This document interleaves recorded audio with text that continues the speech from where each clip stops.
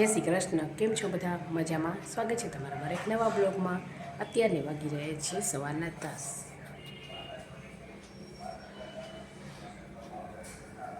સવારનું બધું કામ મારે પતી ગયું છે. આજે મેં જલ્દી કામ પતાવ્યું કેમ કે મારે જવાનું છે થોડુંક બહાર, થોડીક ખરીદી કરવા.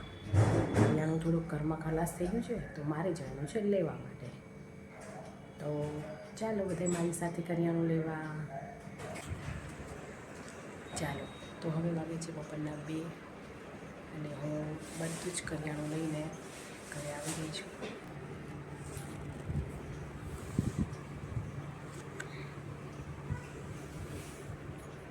બસ હવે આ બધું જ હું પોતપોતાની જગ્યાએ ભરીને મૂકી દઈશ.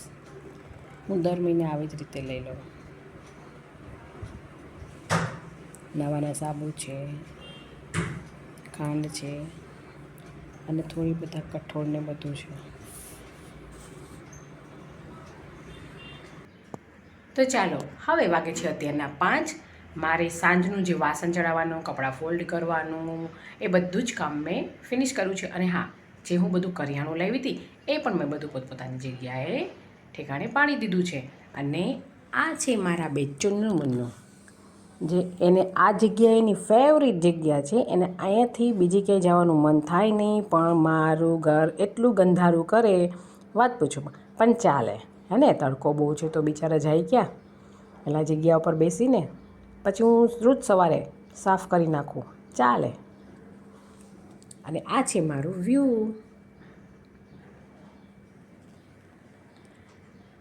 તો કેવો લાગ્યો તમને આજનો મારો આ બ્લોગ? જો તમને આજનો આ મારો બ્લોગ ગમે તો લાઈક કરજો, શેર કરજો અને સબસ્ક્રાઈબ કરજો. આવજો. જય શ્રી કૃષ્ણ.